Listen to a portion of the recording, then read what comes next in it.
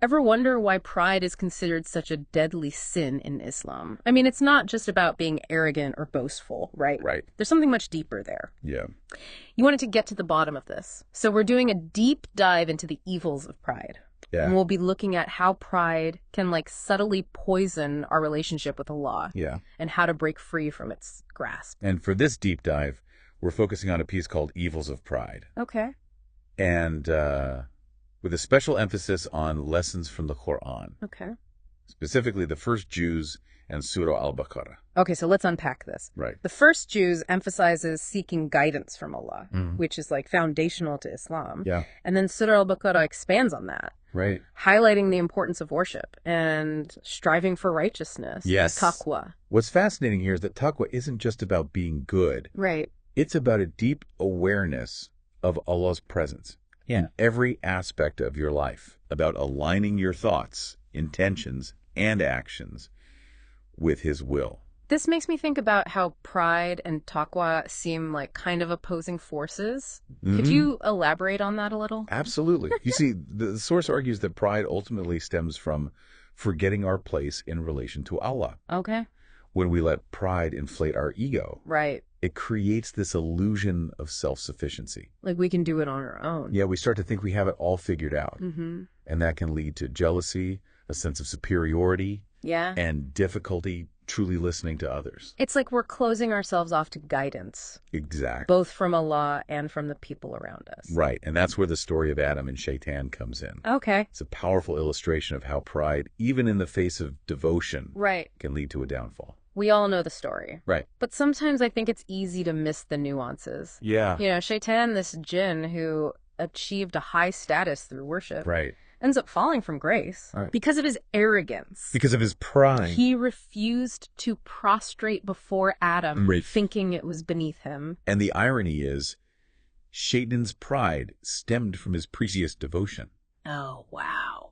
It's a stark reminder that even those who are seemingly close to Allah can be led astray by pride. It's like pride can sneak up on you even when you think you're on the right path. Exactly. But then you have Adam, who despite disobeying Allah subhanahu wa ta'ala, genuinely repents and is forgiven. Yes. And that's the transformative power of humility. Precisely. Okay. Adam's story highlights that acknowledging our mistakes and turning back to Allah with sincere remorse is key. Okay. And the source emphasizes this by highlighting specific verses from the Quran. Okay. For instance, verse 34. Yeah. Talks about Shaitan's refusal and arrogance.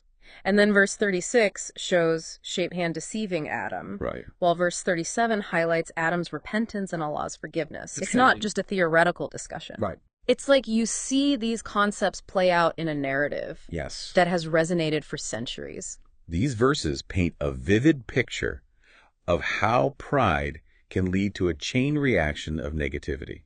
So it's not just that proud people are annoying, it's that they're actually harming themselves. Exactly. In the process. And the source goes on to connect pride with arrogance, blame shifting, and a total lack of remorse for wrongdoing. Okay. It's like a recipe for toxic behavior that can damage our relationships with Allah and with others. This is where it gets really personal for me. I know I struggle with pride sometimes without even realizing it. Sure. What are some subtle ways it shows up in our lives? Wow. Welcome back.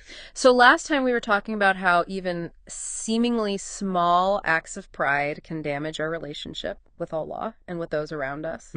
And it's like that saying, pride comes before the fall. Right. I was wondering, though, wouldn't a little bit of pride be a good thing? Okay. Yeah. Like, what about taking pride in your work or feeling proud of your children's accomplishments? That's a great question. Okay.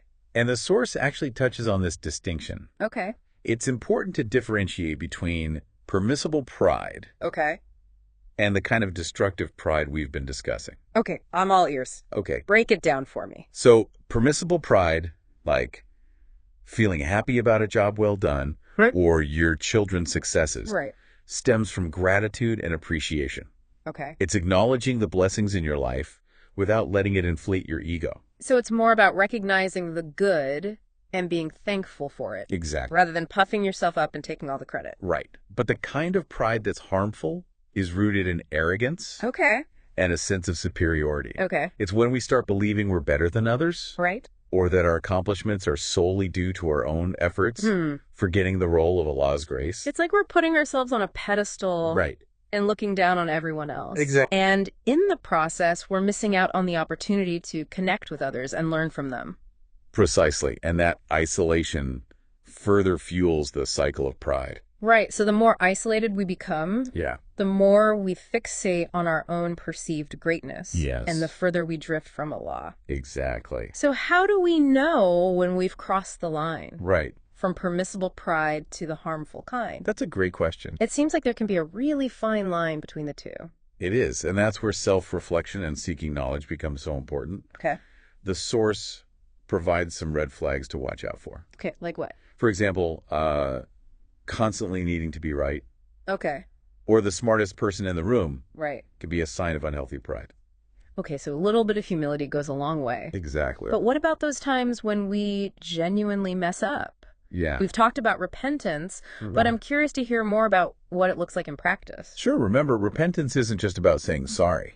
It's about recognizing the harm our actions have caused. Right. Feeling genuine remorse and making a conscious effort to change our behavior. So it's about turning that regret into action. Exactly. Actually taking steps to align our actions with our values. Yes. But what if we keep making the same mistakes? Well, that's where the beauty of Allah's mercy comes in. Okay. The source emphasizes that Allah is always ready to forgive those who turn to Him with sincere repentance, even if they stumble along the way. That's reassuring, especially if you're someone who struggles with those prideful tendencies. It's like knowing you have a safety net even if you fall. Exactly.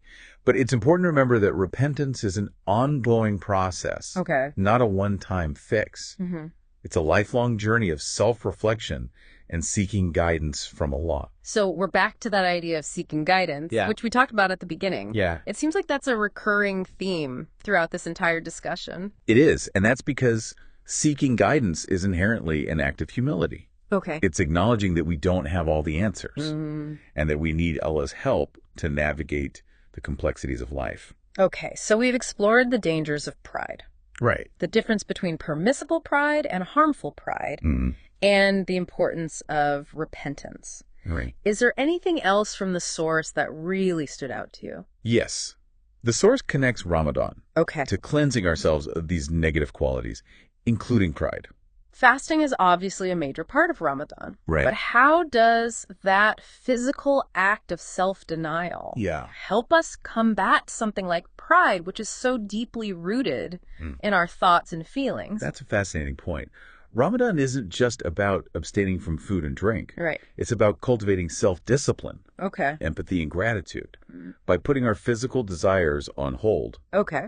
we create space for spiritual growth and reflection. It's like we're hitting the reset button on our entire system, giving ourselves a chance to step back from our ego and reconnect with what truly matters. And that shift in perspective can be really powerful in breaking down those walls of pride and arrogance. It sounds like Ramadan provides a unique opportunity to practice humility. Yes. And get back in touch with that sense of taqwa we talked about earlier. Exactly. But it's not just about Ramadan, is it? Right. These are lessons we can apply year-round. Absolutely.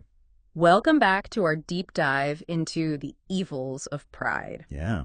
We've been exploring how it can really sneak up on us even when we think we're on the right path. How it can poison our relationships with Allah and those around us. Right. We talked about how pride can lead to a whole host of negative qualities, from arrogance and jealousy to a lack of empathy and gratitude. And we discussed how Ramadan can be a powerful time for spiritual cleansing and breaking free from those patterns. Right. But I'm wondering, what about the rest of the year?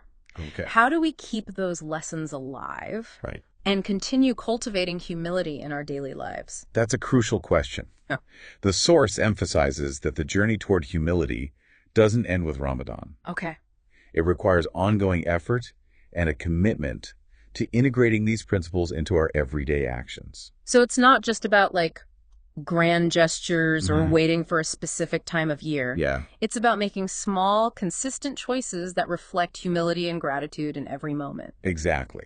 And the source offers some practical advice on how to do that. Okay. For instance, it emphasizes the importance of actively listening to others, Okay. even when we disagree with them. That can be tough.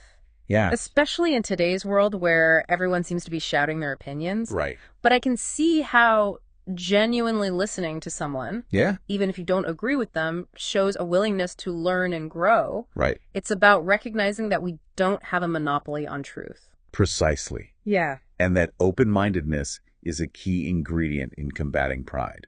Okay. The source also encourages us to be mindful of our speech, avoiding boastfulness and arrogance.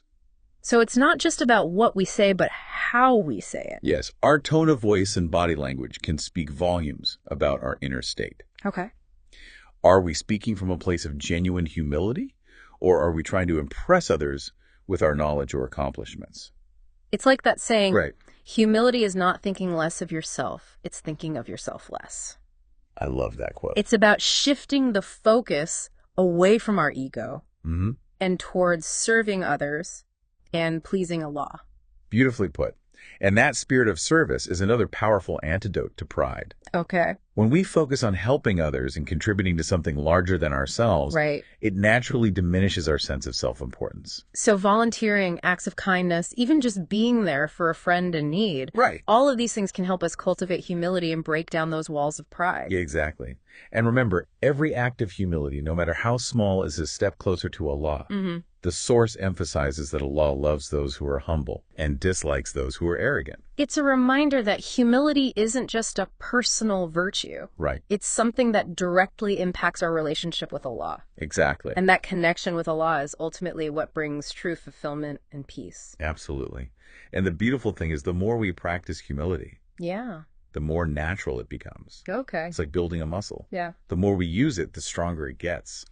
So to wrap up, it sounds like the key takeaways from this deep dive are to constantly seek guidance from Allah, Right. to be mindful of the subtle ways pride can manifest in our thoughts and actions, Yeah. and to actively cultivate humility through practices like listening, serving others, and reflecting on our own shortcomings. Beautifully summarized.